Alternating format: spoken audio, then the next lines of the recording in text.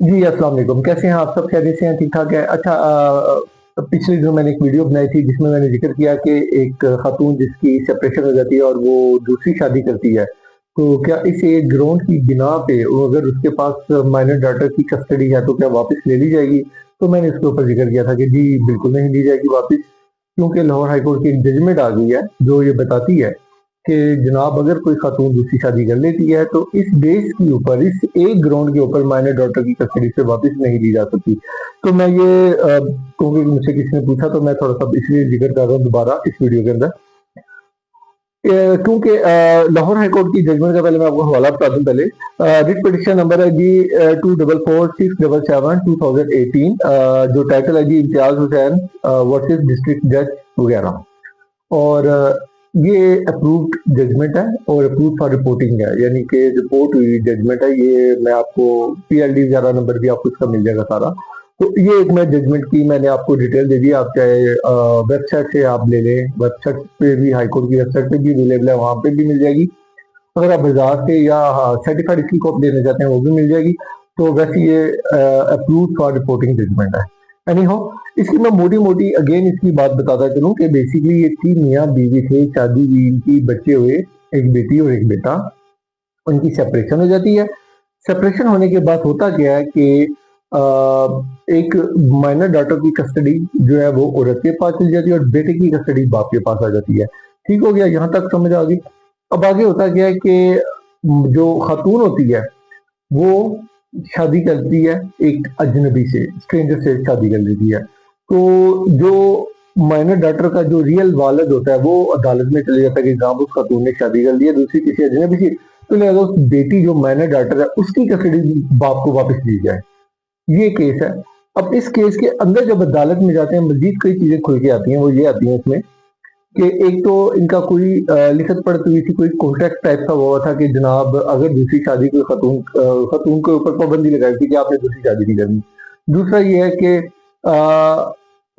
जो खावन था उसका पहला जो बच्ची का बाप कह लें, रियल बाप, उसने भी दूसरी शादी कर ली थी, उससे भी बच्चा था, लेकिन वो बताया नहीं था, उसने छुपा के रखी थी ये बात। आगे चलते हैं। जब ये बात अदालत में आती है तो वो अदालत में जो बच्ची का बाप होता है वो ये बताता है कि जनाब ये देखिए खातून ने दूसरी शादी कर ली है, सिर्फ इस ग्राउंड के ऊपर के अजनबी से किया, तो लिहाजा इसकी जो कस्टडी है ना वो वापस की जाए, वापस ले ली जाए इसे। तो अदालत जब देखती है कि खातून ने जो दूसरी शादी की थी उससे भी एक बेटी पैदा होती है और दोनों बेटियां, यानी कि एक उसके पहले खामन से बेटी है, दूसरे खामन से बेटी, दोनों बेटियां जो कि आपस में सौतेली बहनें कहलाएंगी, मगर दोनों में आपस में इतना प्यार था और इतना इत्तेफाक था। और वो जो लड़की थी जिसकी माइनर डॉटर की कस्टडी जिस औरत के पास थी, वो बच्ची भी बड़ी सुलझी हुई और समझदार, और पता चल रहा था कि यार इसकी तरबियत और इसकी रुमा बहुत अच्छी हो रही है।